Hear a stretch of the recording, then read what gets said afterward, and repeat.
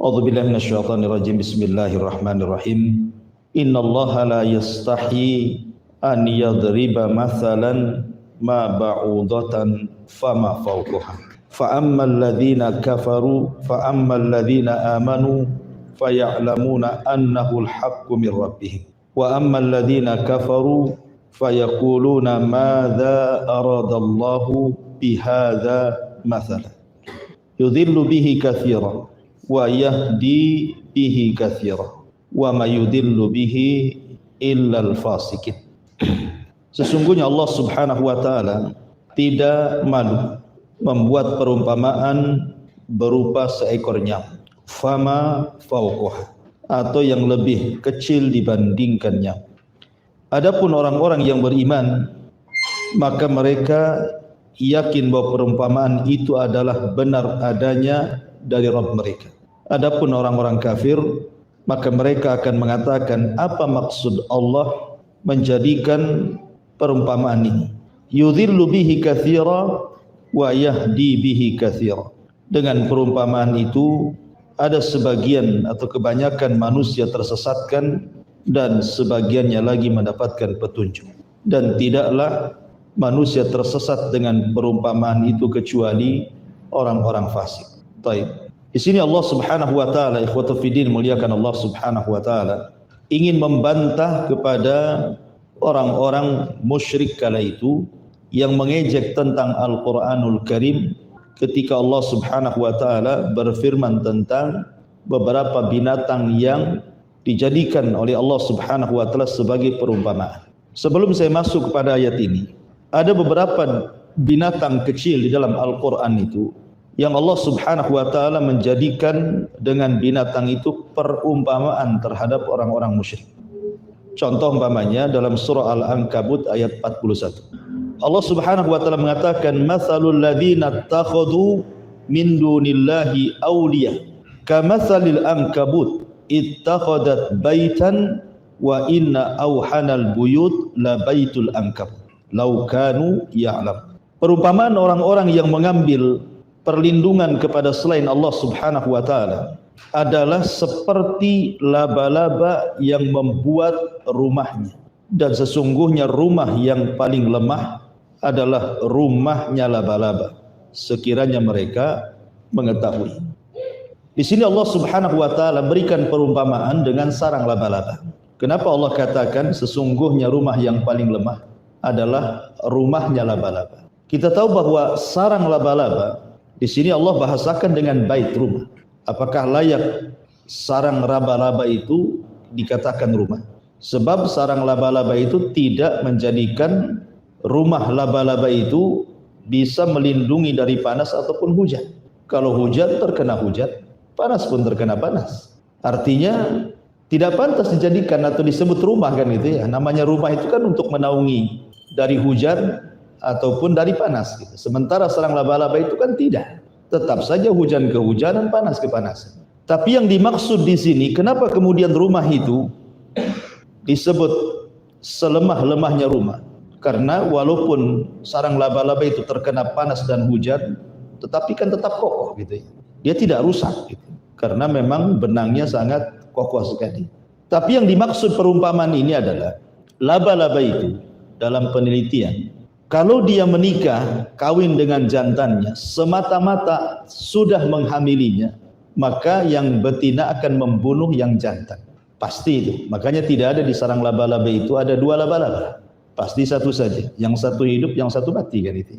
Nggak ada satu sarang itu dua laba-laba. Rata-rata satu. Kalaupun ada, satunya mati. Karena semata-mata si jantan ini menghamili si betina, langsung oleh betina dibunuhnya.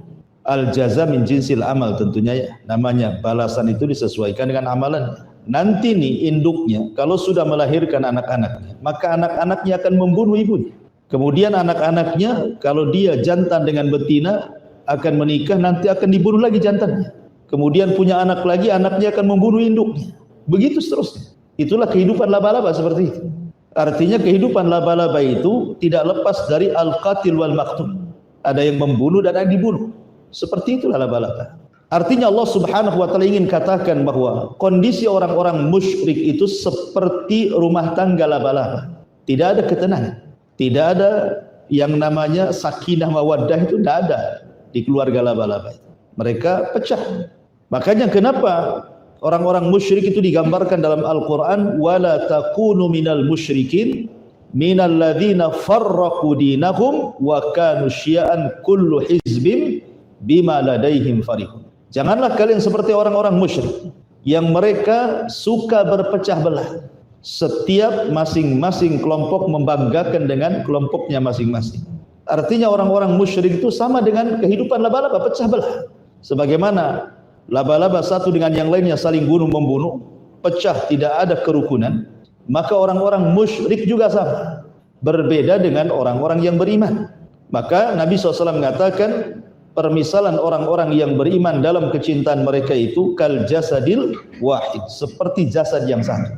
Kalau anggota badannya satu sakit, maka akan merasakan semua badannya sakit.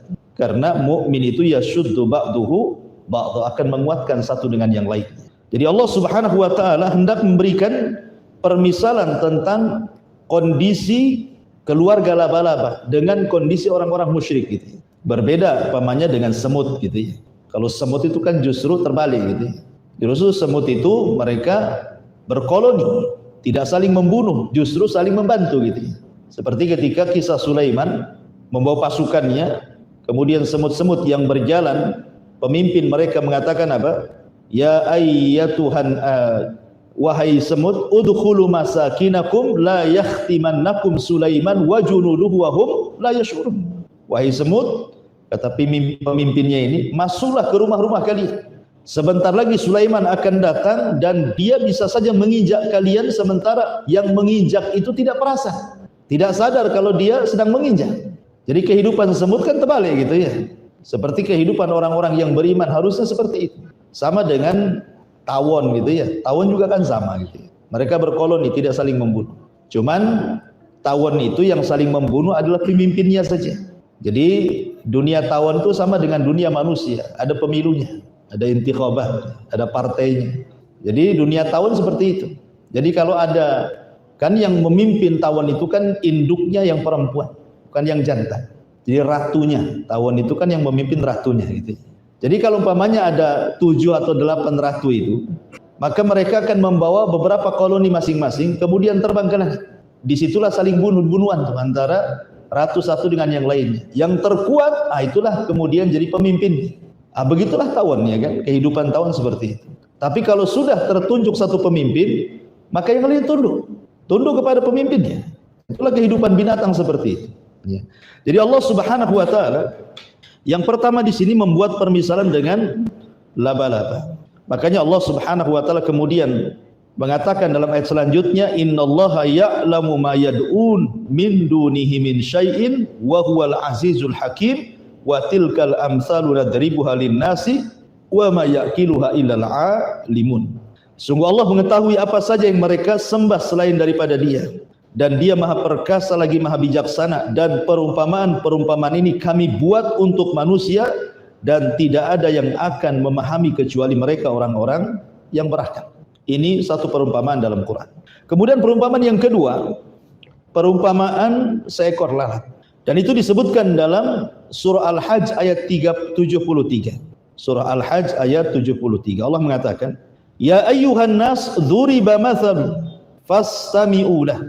Innal ladzina tad'una min dunillahi la yakhluqu dzubaban walau istama'u lahu wa in yaslubhumud dzubabu syai'an la yastanqidhuhu minhu dha'ufat talib wal matlub. Wahai manusia, telah dibuat perumpamaan kepada kalian, maka dengarkan. Sesungguhnya orang-orang yang mereka menyeru kepada selain Allah, maksudnya orang-orang musyrik, sesembahan-sesembahan yang mereka seru itu lan yakhluqu dzubaban, tidak akan sanggup untuk menciptakan seekor lalat sekalipun. Walau istama'ulah, walaupun semua sesembahan berkumpul. Coba kumpulkan satu dunia sesembahan, berhala-berhala yang disembah itu, kumpulkan satu dunia di satu lapangan, kemudian katakan kepada berhala-berhala itu, buatlah oleh kalian satu ekor lalat. Buat satu ekor lalat saja.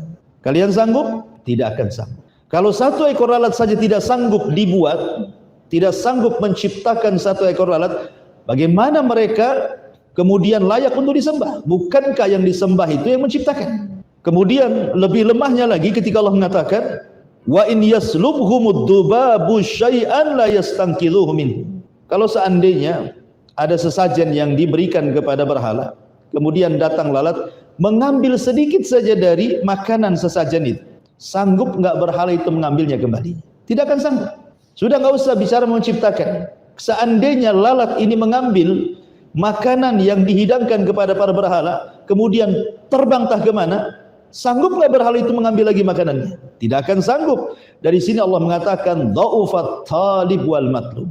Sungguh lemah at-talib. Maksudnya orang-orang yang menyembah berhala, wal matlub, dan juga berhalanya sekali. Lemah dua-duanya.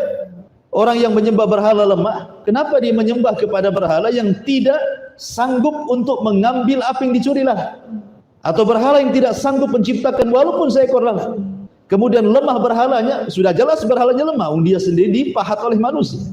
Di sini Allah Subhanahu wa taala menyebut soal lalat dalam Al-Qur'an. Karena lalat juga satu di antara keajaiban ciptaan Allah, kan begitu. Kata Nabi sallallahu alaihi wasallam, "Idza dakhala dubabu fi ina'i ahadikum fal yaghnishu." Apabila lalat terbang kemudian hinggap di salah satu minuman di bejana kalian, maka celupkan, kata Rasul. Lalat itu dia kalau terbang ke minuman dia akan miring, ya. Kemudian miring terbangnya, kemudian sayapnya itu yang terdapat penyakit akan dicelupkan. Jadi sayap itu kalau sudah ngambang tuh di air, maka satu sayapnya akan ke atas, sayap satunya akan tercelup. Kenapa? Karena sayap ingin meracuni minuman yang kita minum. Makanya kata Nabi SAW, itu racun yang ada di satu sayap itu tidak bisa diobati kecuali dari obat yang sama dari sebelahnya, dari sayap sebelahnya. Makanya kata Rasul, celupkan. Karena penyakit yang diletakkan lalat tidak akan disembuhkan kecuali dengan obat yang di bawahnya. Maka Rasul mengatakan celupkan. Nah, celupkan sekali ke dalam sampai mati lalat itu, baru akan mati juga di situ racun yang ditaruh oleh lalat dalam bejana tersebut. Kata Rasul, celupkan, karena di salah satu sayap itu terdapat obat dan di satunya terdapat penyakit, kan itu ya. Orang dulu kalangan mulhidun mereka menentang hadis ini. Hadis ini terdapat dalam Sahih Bukhari, kawan. Karena mereka berpendapat bahwa tidak mungkin lalat membawa obat. Lalat itu penyakit semuanya, hidup pun di kotoran-kotoran. Tetapi kemudian seiringnya dengan ilmu kedokteran, farmasi, teknologi, alat-alat kedokteran mampu melihat dan mendeteksi, akhirnya kemudian barulah ditemukan bahwa memang dalam lalat itu ada penyakit dan ada penawarnya. Shadaqa Rasulullah. Nabi SAW sungguh benar apa yang difirmankannya, karena wa ma yantiqu anil hawa in huwa illa wahyun yuha. Yang diucapkan Rasul itu bukan hawa nafsu, yang diucapkan Rasul itu wahyu yang diwahyukan kepadanya. Nah, di sini Allah Subhanahu wa taala membuat permisalan dengan seekor lalat. Kemudian juga yang ketiga, Allah Subhanahu wa taala membuat permisalan dengan seekor keledai, lebih besar dibandingkan lalat. Kalau tadi yang kecil-kecil kan, laba-laba kecil, lalat kecil. Kemudian Allah Subhanahu wa taala juga membuat permisalan dengan binatang yang lebih besar daripada lalat, keledai. Sebagaimana disebutkan dalam surah Al-Jumu'ah ayat 5. Allah mengatakan, "Matsalul ladzina hummilut Taurah tsumma lam yahmiluha kamatsalil himari yahmilu asfara bi'sa matsalul qaumil ladzina kadzdzabu biayatillahi wallahu la yahdil qaumadz zalimin." Wallahu la yahdil qaumadz zalimin. Perumpamaan orang-orang yang diberi tugas membawa Taurat, maksudnya orang-orang Yahudi, kemudian mereka tidak membawanya, artinya tidak mengamalkannya, adalah seperti keledai yang membawa kitab-kitab yang tebal, tapi keledai tidak paham yang dibawanya.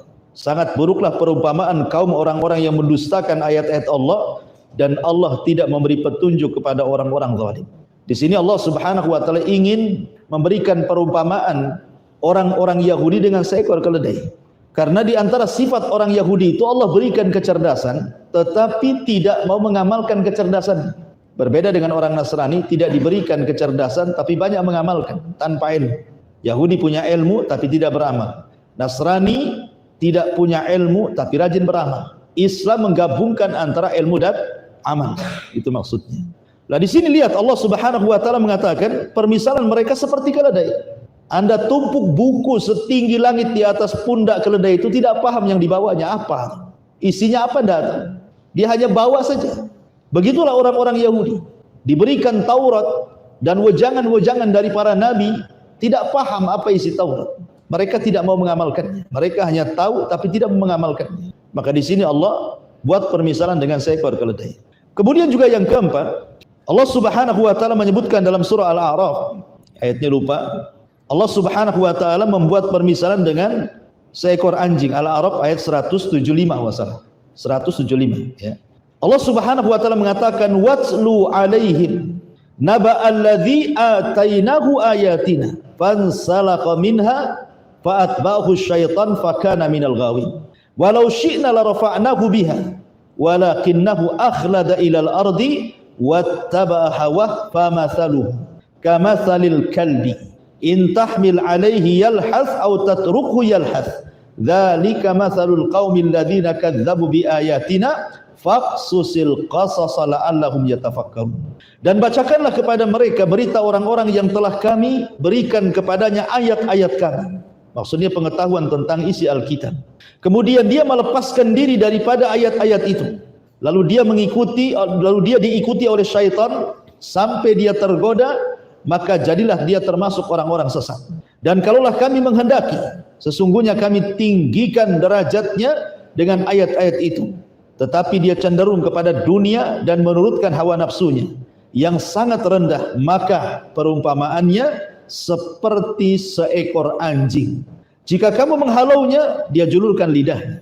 Jika kamu membiarkannya, tetap saja dia menjulurkan lidahnya. Demikian itulah perumpamaan orang-orang yang mendustakan ayat-ayat kami, maka ceritakan kepada mereka kisah-kisah itu agar mereka berfikir. Ayat ini sebenarnya bercerita tentang seorang soleh Bani Israel namanya Bal'am ibn Ba'urah. Ada orang namanya Bal'am ibn Ba'urah. Ada yang mengatakan dalam kitab Taurat, Bal'am ini seorang penyihir gitu ya. Tapi ada juga yang mengatakan bukan, dia ulamanya Bani Israel. Jadi suatu ketika Nabi Musa alaihi salatu wassalam membawa pasukan atau membawa Bani Israel diselamatkan dari Mesir ke Palestina, ya, menuju Palestina. Lah kemudian Nabi Musa sampai di Bukit Husban. Di Bukit Husban. Bukit Husban itu adalah mendekati sebuah kerajaan yang dipimpin oleh Balak ibn Sofur.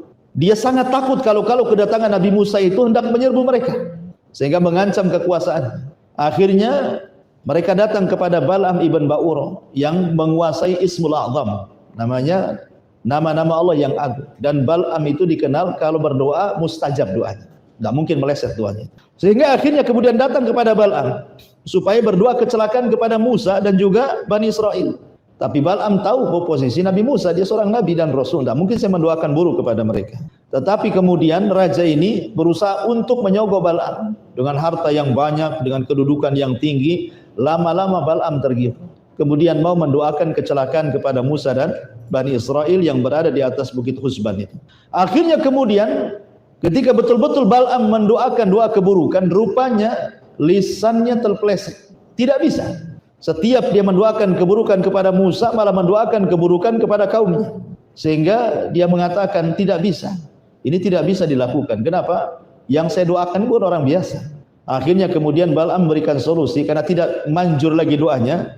Dia memberikan solusi supaya gadis-gadis daerah itu pura-pura berjualan masuk ke tengah-tengah Bani Israel. Disuruh berzina. Siapapun yang terkena berzina itu sudah cukup. Goda laki-lakinya, buat berzina mereka, satu saja sudah cukup.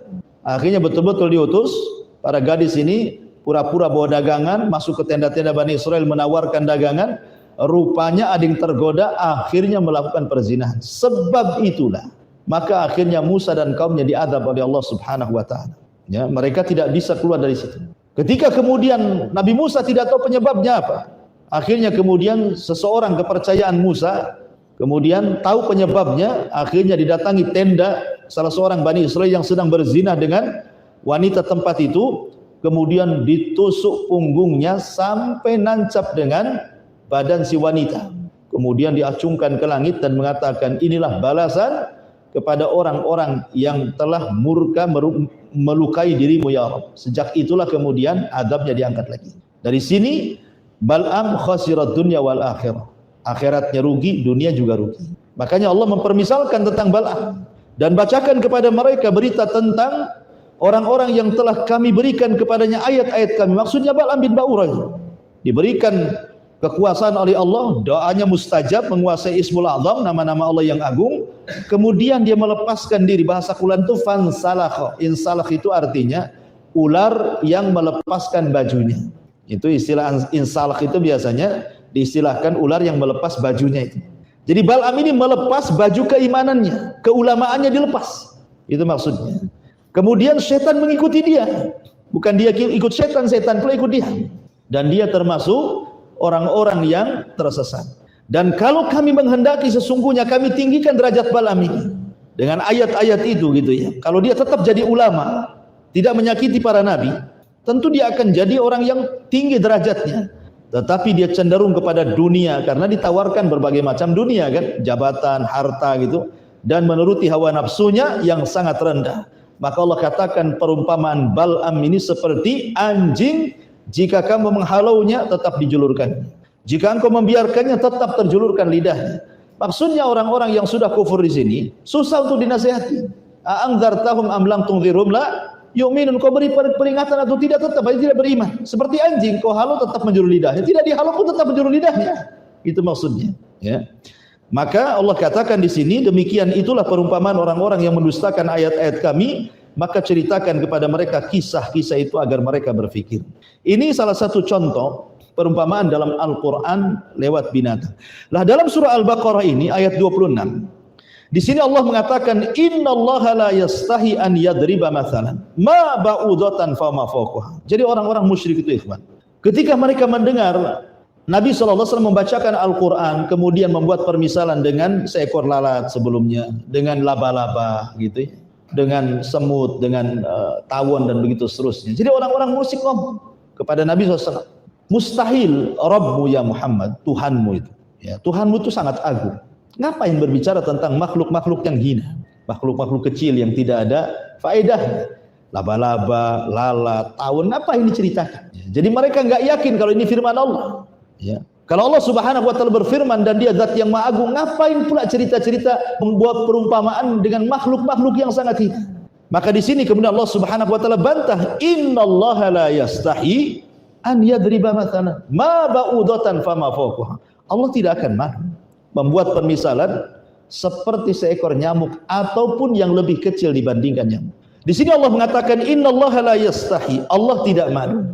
Kalimat tidak malu artinya di sini ada penetapan sifat bagi Allah, bahwa di antara sifat Allah adalah Allah itu pemalu. Allah itu zat yang maha pemalu. Dalilnya adalah hadis Salman Al-Farisi radhiyallahu anhu.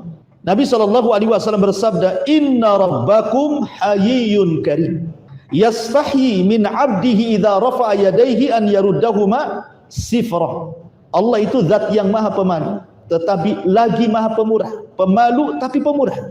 Allah malu apabila ada seorang hamba ketika berdoa mengangkat tangannya begini, kemudian Allah biarkan tangan itu kosong tanpa diijabah. Allah malu untuk tidak mengijabah doa itu. Kalau dia sudah mengangkat kedua tangannya, menunjukkan bahwa dalam berdoa mengangkat kedua tangan salah satu sebab ijabahnya sebuah doa. Tapi sekali lagi ini doa yang sifatnya masalah, bukan doa yang sifatnya ibadah. Karena doa itu kan ada dua. Ada doaul ibadah. Doa ibadah itu maksudnya doa rutinitas yang setiap hari kita baca itu saja. Contohnya mamanya mau tidur itu juga yang dibaca, bangun tidur itu juga yang dibaca, masuk WC itu juga yang dibaca, habis sholat itu juga yang dibaca. Itu namanya doa ibadah. Memang itu diibadahi, bacaannya itu saja gitu ya. Itu tidak perlu mengangkat tangan. Yang perlu mengangkat tangan itu kalau seandainya kita punya masalah. Kita kelit hutang, minta kepada Allah supaya dilunasi. Kita sakit, minta kepada Allah supaya disembuhkan. Kita ada masalah, minta kepada Allah supaya dihilangkan masalahnya. Itu disebut doa masalah. Ini dianjurkan mengangkat tangan. Ya. Apalagi sampai kepada tingkat istighatsah, kegentingan yang luar biasa. Itu sampai diangkat tangan tinggi-tinggi sampai ketiaknya kelihatan ketika salat istisqa umpamanya. Ini sangat berhajat dengan hujan kan gitu ya. Nah di sini Allah mengatakan, Rasul mengatakan Allah itu zat yang maha malu, tetapi juga pemurah, di mana Allah malu kalau seorang hamba mengangkat kedua tangannya kok dibiarkan kosong gitu maksudnya. Dari sini menunjukkan bahwa Allah itu punya sifat malu. Kemudian juga hadis Nabi SAW ketika ada Rasul sedang buat kajian seperti ini. Tiba-tiba kemudian datang 3 orang. Yang satu masuk kemudian langsung mencari tempat yang paling dekat dengan Rasul. Yang satu malu-malu kemudian dia duduk paling belakang. Yang satu berpaling tidak mau hadir di majelis salam langsung pulang. Kemudian kata Nabi SAW, amal awal. Adapun yang pertama yang ketika masuk langsung duduk paling depan dekat Nabi, fa'awa ilallah fa'awahullah, karena dia ingin mendapatkan perlindungan Allah, Allah lindungi kehidupannya. Wa amma tsani, adapun yang kedua, fastahya, karena dia malu-malu, makanya dia duduk paling belakang. Fastahyallah, Allah pun malu untuk memberikan rahmatnya kepadanya. Adapun yang ketiga, fa'aradallahu an, karena dia berpaling, Allah pun berpaling dari dia. Di sini ada sifat malu bagi Allah. Ya, jadi sifat malu itu sifat yang baik. Makanya di antara sifat malu Allah itu, Allah titipkan sifat malu ini kepada orang-orang soleh. Orang-orang soleh dari kalangan kaum muslimin, mereka memiliki sifat malu. Sehingga Allah Rasul sallallahu alaihi wasallam mengatakan dalam hadis Abdullah bin Mas'ud radhiyallahu an, Rasul mengatakan, istahyu minallahi haqqal haya. Malulah kepada Allah dengan sebenar-benarnya malu. Sahabat mengatakan, ya Rasulullah, wahai Rasul, inna lanastahi walhamdulillah. Rasul, kami punya rasa sifat malu, alhamdulillah, kata para sahabat. Kemudian Rasul mengatakan, laisa dzak, bukan itu maksudnya. Kemudian Rasul mengatakan, faqala an-nabiy sallallahu alaihi wasallam, kata Nabi sallallahu alaihi wasallam, walakinna al-istihya'u minallah, tetapi maksudnya rasa malu kepada Allah itu haqqul haya, dengan sebenar-benar malu adalah antahfadhar ra'sa wa ma wa. Pertama, jaga kepala dan isinya. Kemudian yang kedua, wa tahfadhal batna wa ma hawa, jaga isi perut dan isinya. Wa tatadzakkar al-mauta wal bilah, dan engkau mengingat kematian dan juga mengingat ujian. Wa man aradal akhirata taraka zinatad dunya, maka siapa yang menghendaki akhirat, dia akan meninggalkan perhiasan dunia. Faman fa'ala dzalika faqad istahya minallahi haqqal haya, maka siapa yang melakukan 3 perkara tadi, maka dia telah betul-betul memiliki rasa malu kepada Allah Subhanahu wa taala. Jadi sini orang dikatakan malu kepada Allah itu, pertama menjaga kepala dan isinya. Kemudian yang kedua menjaga perut, termasuk juga kemaluan dan isinya. Kemudian yang ketiga mengingat kematian dan juga ujian yang Allah turunkan kepada kita. Jadi kalau pandangan kita memandang yang haram, berarti kepala kita belum punya rasa malu. Gitu. Kalau kita memakan makanan yang haram, berarti kita belum punya rasa malu kepada Allah. Kalau kita masih mendengar hal-hal yang tidak dihalalkan, yang haram, berarti telinga kita masih belum punya rasa malu. Gitu maksudnya. Ya. Jadi kalau kita masih mengikuti hawa nafsu, belum dikatakan punya rasa malu kepada Allah. Karena orang yang punya rasa malu itu orang yang menjaga kepala, termasuk matanya dijaga, telinganya dijaga, lisannya dijaga, otaknya dijaga, kan itu. Kemudian perut, kemaluannya dijaga, hal-hal yang bisa memasukkan ke perut, yang halal yang haram juga dijaga, termasuk juga mengingat kematian supaya kita semangat lagi beribadah. Itulah yang disebut dengan malunya kita kepada Allah Azza wa Jalla. Dan dalam sebuah hadis Nabi SAW mengatakan bahwa al-haya'u syu'batun minal iman, bahwa malu itu dia bagian daripada iman, dan rasa malu tidak mendatangkan kecuali kebaikan, kata Rasul.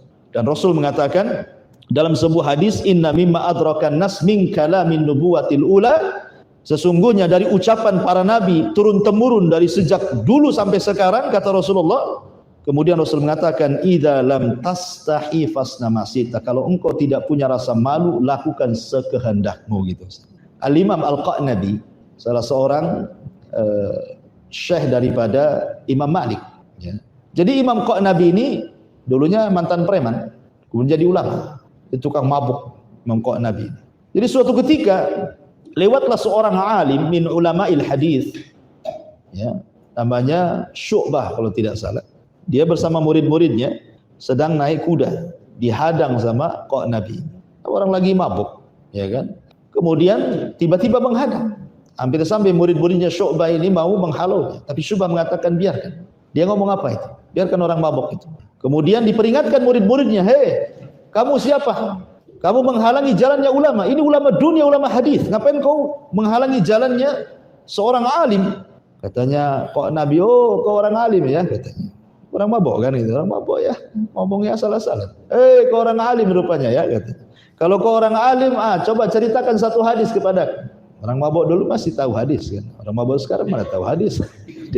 Coba ceritakan satu hadis kepada saya. Katanya. Imam Syu'bah mengatakan, baik katanya, haddatsana fulan qala haddatsana fulan sampai kepada hadis ini, inna mimma adrakan nas min kalamin nubuwatil ula fasna idza lam tastai fasna ma syi'ta katanya. Dari seluruh perkataan para nabi yang turun-temurun itu adalah kalau kau tidak punya rasa malu lakukan sekehendakmu. Akhirnya dia sadar dengan mendengar hadis ini, dia sadar belajar dari ulama besar. Dari ulama dunia Imam Qanabi. Ya, dia gurunya Imam Malik kalau tidak salah. Ma'asyiral muslimin yang dimuliakan Allah Subhanahu wa taala, intinya bahwa innallaha la yastahi. Allah tidak malu an yadriba untuk membuat masalan sebuah permisalan ma ba'udatan. Seekor nyamuk. Qatu fidi muliakan Allah Subhanahu wa taala, nyamuk ini ya adalah binatang yang sangat ajaib ikhwan. Ya, karena kalau kita lihat gitu ya, kondisi nyamuk ini memang kalau kita teliti betul-betul dengan alat mikroskop dan yang lainnya gitu ya, tentu kita akan lihat kebesaran ciptaan Allah Subhanahu wa taala. Bayangkan ikhwatu fidi muliakan Allah Subhanahu wa taala. Nyamuk ini dalam mulutnya terdapat 48 gigi kan gitu ya. Kemudian di dadanya ada 3 jantung. Ini kan aneh gitu ya. Jantungnya 3 ya. Jantung utama, kemudian 2 jantungnya ada di sayapnya gitu ya. Kemudian juga memiliki 2 telinga, 2 perut, 2 katup gitu ya. Yang luar biasanya adalah nyamuk ini dia memiliki organ yang tidak dimiliki oleh pesawat manapun yang modern hari ini. Ini kuasa Allah. Manusia tidak bisa menciptakan alat seperti Allah berikan kepada nyamuk. Pesawat modern pun tidak memiliki radar seperti atau sensor penangkapan panas seperti nyamuk. Makanya di kegelapan nyamuk itu bisa tahu ada orang di situ, walaupun tidak melihat karena dia punya radar panas. Kita kan panas. Walaupun dia gelap manapun kita tahu ada di situ. Dia akan dekat kita akan menghisap darahnya. Dan yang menghisap darah kan yang betina saja, yang jantan kan tidak. Dan umurnya nggak lama ya, nyamuk itu 7 hari kalau nggak salah ya. Artinya bahwa Allah Subhanahu wa taala hendak membuat permisalan makhluk sekecil nyamuk. Subhanallah, di antara ijaz Quran ya, di zaman itu orang-orang musyrik kan meledek ayat ini. Tetapi di zaman sekarang kan tersingkat. Lihat bahasa Quran di sini. Ma ba'udatan fama fauqaha. Ataupun yang lebih kecil dibandingkan seekor nyamuk itu. Kalimat fauq ini dalam bahasa Arab itu artinya di atas. Di atasnya. Itu di atas fauq itu. Ana fauqul bait, berarti saya di atas rumah. Kan itu ya. Kalimat di atas ini rupanya setelah diteliti oleh alat yang canggih gitu ya. Rupanya di atas nyamuk itu ada nyamuk juga. Ada mungkin binatang yang lebih kecil di dalam nyamuk itu. Jadi nyamuk itu sudah kecil. Tapi ada binatang yang nempel di atas nyamuk lagi. Ya. Tetapi hanya khusus di nyamuk betina. Makanya di sini pakai H. H itu dhamir ke perempuan. Kalau hu ke laki-laki. Ya, makanya fama fauqaha kan di atasnya. Di atasnya nyamuk yang betina maksudnya begitu. Bukan yang jantan. Jadi kalau nyamuk betina kita tangkap, kemudian kita masukkan ke alat, ya, kemudian kita tengok gitu ya, pakai mikroskop ya, maka di situ ada binatang yang lebih kecil dibandingkan nyamuk, berada di atas kepala nyamuk itu. Dan dia tidak lepas daripada nyamuk karena makanannya ada di nyamuk itu juga, gitu maksudnya. Coba bayangkan ya, ini bahasa Quran. Di zaman dulu kan tidak ada alat-alat yang melihat bakteri-bakteri gitu ya yang di atasnya. Rupanya ada juga, maka bahasa Qur'annya Allah tidak malu untuk membuat permisalan dengan seekor nyamuk ataupun yang lebih rendah dibandingkan nyamuk. Rupanya yang lebih rendah dibandingkan nyamuk itu adalah nyamuk lain yang berada di atas nyamuk gitu maksudnya gitu ya. Ya mungkin semacam binatang kecil yang dia asupan makanannya dari nyamuk itu, justru dari nyamuk itu. Makanya bahasanya fama fauqaha. Ya, dan di atasnya gitu ya. Dan hal ini kembali kepada nyamuk perempuan. Yang jantan tidak, karena yang jantan itu dia tidak menghisap darah, dia bunga-bunga ya. Nah, jadi di sini Allah mengatakan ingin membuat permisalan tentang luar biasanya ciptaan Allah Azza wa Jalla. Allah juga mentafsirkan wa ma fauqaha itu maksudnya di atasnya lebih besar dibandingkan nyamuk. Jadi Allah tidak malu membuat permisalan di atas nyamuk, mungkin di atasnya lagi sampai kepada malaikat lah, sampai ke langit, sampai ke arah, sampai kursi kan gitu ya. Dan itu semua kuasa Allah. Ya, kuasa Allah Subhanahu wa taala. Jadi ketika Allah membuatkan permisalan dengan binatang di situ, agar kita bisa berpikir bahwa beginilah Allah menciptakan makhluknya sehebat ini, sekecil itu saja memiliki 48 gigi, 3 jantung, memiliki radar yang tidak dimiliki pesawat. Ini ciptaan siapa? Kan itu maksudnya. Manusia saja tidak bisa menciptakan. Kalau bukan ciptaan Allah Subhanahu wa taala, dan ini ijazul Quran namanya. Kehebatan Al-Quran terbukti hari ini. Yang dulu di zaman itu mungkin belum peralatan, mungkin semua mengingkari adanya Quran. Aneh-aneh saja. Ya, ternyata hari ini banyak terbukti. Ya, bahwa Al-Quran itu tidak menyelisihi juga sains dan begitu seterusnya. Ma'asyiral muslimin yang dimuliakan Allah Subhanahu wa taala. Sedikit cerita nyamuk, masih cerita nyamuk ya. Innallaha la yastahi an yadriba mathalan ma ba'udatan fama fawqaha. Sungguhnya Allah tidak malu untuk membuat permisalan dengan seekor nyamuk fama fawqaha, atau mungkin lebih kecil dibandingkan nyamuk, atau mungkin di atasnya nyamuk gitu maksudnya. Bisa diartikan lebih kecil dari nyamuk, ataupun mungkin lebih besar dibandingkan nyamuk. Ya. Dan itu semua adalah karunia dan ciptaan Allah Subhanahu wa taala.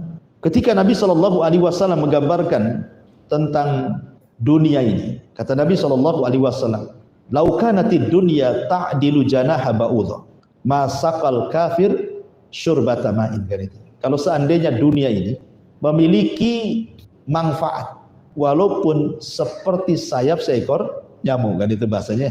Kalau seandainya dunia ini punya manfaat walaupun manfaatnya tidak banyak, hanya seperti sayap seekor nyamuk, tentu orang kafir tidak akan diberi kesempatan meminum satu teguk air pun, karena tidak layak orang kafir mengambil manfaat dari bumi. Bumi yang menciptakan Allah, air yang menurunkan Allah, semua Allah yang punya. Berarti orang kafir tidak berhak mengambilnya. Ya. Tetapi karena dunia ini tidak memiliki faedah sama sekali, rendah bahasa kitanya, makanya orang kafir mereka bisa hidup di situ. Itu maksudnya. Jadi Allah ingin membuat permisalan dengan seekor nyamuk. Nyamuk ini rendah. Ya. Tetapi walaupun seandainya ada manfaat, walaupun sesayap nyamuk, tetap orang kafir tidak diberikan kesempatan. Tapi karena dunia ini lebih rendah dibandingkan nyamuk, gitu maksudnya. Lebih rendah dibandingkan sayap nyamuk, makanya orang kafir bisa berjalan di bumi. Ya. Mereka bisa makan, mereka bisa minum, mereka bisa istirahat, macam-macam. Karena dunia ini pada dasarnya mal'un, dilaknat, kecuali orang-orang yang dikecualikan Allah Subhanahu wa taala. Makanya Allah mengatakan wal asri innal insana lafi khusrin. Kalimat khusrin ini umum, nakirah. Semua manusia itu rugi. Ya, enggak ada yang selamat illa kecuali. Nah, baru dikecualikan orang yang beriman, beramal soleh, berdakwah, sabar, kan gitu ya. Barulah orang-orang yang bisa selamat dari bumi. Kemudian baru Allah Subhanahu wa taala menceritakan sikap di sini. Sikap orang yang beriman dan sikap orang kafir. Karena manusia ini di dunia terhadap Al-Qur'an kan dua kelompok. Kelompok yang pertama kelompok yang beriman, kelompok yang kedua kelompok yang ingkar, yang kafir. Allah mengatakan wa ammal ladzina amanu, adapun orang-orang yang beriman, faya'lamuna annahul haqqu mir rabbihim. Mereka mengetahui bahwa perumpamaan permisalan itu adalah sebuah kebenaran yang datang dari Allah. Tidak mungkin Rasul membuat perumpamaan itu rekayasa Rasul, pasti datang dari Allah. Tetapi orang-orang yang beriman, mustahil ataupun tidak mustahil, diketahui hikmah ataupun diketahui hikmah, tidak diketahui hikmah atau diketahui hikmah, tetap mereka mengatakan sami'na wa ata'na. Makanya Abu Bakar Siddiq, kenapa disebut As-Siddiq? Abu Bakar. Karena Abu Bakar itu membenarkan yang tidak pernah dibenarkan satupun para sahabat. Coba bayangkan ketika peristiwa Isra Mi'raj. Nabi SAW dalam semalam bisa berjalan dari Masjidil Haram ke Masjidil Aqsa yang kalau ditempuh oleh unta itu bisa 1 bulan. Datanglah orang ini kepada Abu Bakar karena ketika Rasul menceritakan itu Abu Bakar tidak hadir di situ. Ketika Rasul ditertawakan orang-orang musyrik, ini menghayal, mana ada orang bisa berjalan dalam beberapa waktu dari Masjidil Haram ke Aqsa. Ah, ini orang gila ini. Akhirnya kemudian orang ini ingin memberitahu Abu Bakar, orang kafir ini, supaya Abu Bakar ragu-ragu tentang agama Muhammad, gitu maksudnya. Karena dia yang paling membenarkan waktu itu kan itu. Dia mengatakan, ya Abu Bakar, mungkinkah sahibmu, maksudnya Muhammad itu, dalam satu malam, dia bisa berjalan dari Masjidil Haram ke Masjidil Aqsa, apa enggak gila? Kata Abu Bakar, kalau seandainya aku imani berita yang jauh dibandingkan Aqsa, langit ke-7 sana, aku beriman. Apalagi hanya Aqsa yang dekat gitu. Bahasanya kalau memang ada sesuatu yang lebih mustahil dikatakan Rasul daripada peristiwa Mi'raj ini, Isra Mi'raj ini, Aku yang akan pertama membenarkannya, gitu bahasa. Maka sejak itu disematkan kalimat As-Siddiq di ujung nama Abu Bakar. Abu Bakar As-Siddiq gara-gara peristiwa Isra Mi'raj. Dari sini percontohan bahwa kalau kita mendapatkan kabar dari Al-Qur'an, tersingkap ataupun tidak rahasianya, tersingkap atau tidak hikmahnya, diketahui ataupun tidak, tetap kita yakin ini adalah firman Allah. Sami'na wa ata'na. Selesai. Itu orang yang beriman. Enggak macam-macam orang yang beriman itu. Tapi lihat orang-orang kafir, wa ammal ladzina kafar. Adapun orang-orang kafir, fayaquluna, mereka mengatakan, madza aradallahu bihadza mathala. Maunya apa Allah itu membuat permisalan nyamuk, laba-laba, lalat, tawon, semut, begitu seterusnya. Apa maksudnya Allah itu maksudnya di sini kan? Makanya kemudian Allah mengatakan yudhillu bihi katsira wa yahdi bihi katsira. Ada yang mengatakan ini ucapan orang kafir. Jadi sebagian ahli tafsir mengatakan kalau ini adalah ucapan orang kafir, berarti lanjutan daripada perkataan fayaquluna madza aradallahu bihadza mathala yudhillu bihi katsira wa yahdi bihi katsira, gitu maksudnya. Jadi orang kafir mengatakan apa sih maunya Allah itu membuat permisalan dengan permisalan seperti ini, akhirnya menyesatkan sebagian orang, memberikan petunjuk pada sebagian orang. Nah, ini ada yang mengatakan ucapan orang kafir yang dihikayatkan dalam Al-Quran. Tapi ada yang mengatakan tidak, ini maksudnya ucapan Allah.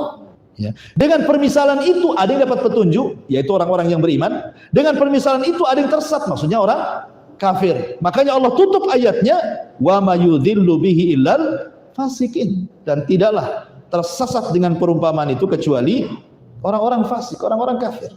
Mereka tidak menerima apa adanya. Makanya dari sini ada kaidah bahwa mengingkari satu ayat dalam Al-Quran sama dengan mengingkari satu Quran. Dari mana? Dari kalimat wa ma yudhillu bihi illal fasikin. Ini kan ayat ini tentang ayat 26. Bicara tentang perumpamaan seekor nyamuk. Dengan perumpamaan seekor nyamuk ada yang tersesat, orang kafir, ada yang beriman, orang yang beriman. Dan tidaklah tersesat gara-gara mengingkari ayat ini kecuali orang kafir. Berarti satu ayat saja diingkari sama dengan mengingkari satu Quran, gitu maksudnya. Ya, tidak boleh kita mengingkari satu ayat saja cukup. Anda sudah mengingkari satu Quran. Makanya kenapa dalam bahasa Quran ketika menceritakan tentang qasasul anbiya, kisah-kisah para nabi, selalu Allah Subhanahu wa taala mengatakan para utusan itu dengan kalimat jama', padahal yang diutus satu orang. Contoh umpamanya Allah mengatakan kadzabat adanil mursalin, kadzabat adanil mursalin, telah mendustakan kaum Ad para rasul. Kenapa para rasul? Kan yang diutus satu saja, Nabi Hud. Kenapa bahasanya para rasul? Harusnya kan telah mendustakan kaum Ad satu rasul, gitu ya. Karena yang diutus cuma satu kepada kaum Ad itu Hud saja. Tapi bahasa Quran tidak. Bahasa Quran itu menggunakan jama'. Kenapa? Karena mendustakan Hud sama dengan mendustakan semua para nabi. Itu maksudnya begitu. Seperti namanya Allah Subhanahu wa taala mengatakan kadzabat kaum Lutin an-nuzur. Telah mendustakan kaum Lut itu nuzur, para pemberi peringatan. Kan yang beri peringatan satu saja, Nabi Lut, gitu. Kenapa bahasanya nuzur? Karena dengan mendustakan satu Lut itu sama dengan mendustakan semua nabi. Maka dengan Quran juga sama. Ketika Anda mendustakan satu ayat berarti mendustakan semua Al-Quran. Nah, jadi itu faedah dari kalimat wa ma yudhillu bihi illal fasik. Wallahu a'lam ikhwan. Ini kurang sehat di tenggorokan. Saya kira tafsirnya sampai di sini ya, satu ayat aja dulu. Mudah-mudahan ada manfaatnya. Mungkin tidak ada tanya jawab. Insyaallah kita lanjutkan di lain kesempatan ayat-ayat berikutnya. Kita tutup dengan kafaratul majlis. Subhanaka wa bihamdika asyhadu an la ilaha illa anta astaghfiruka wa atubu ilaik. Allahu ta'ala. Assalamualaikum warahmatullahi wabarakatuh.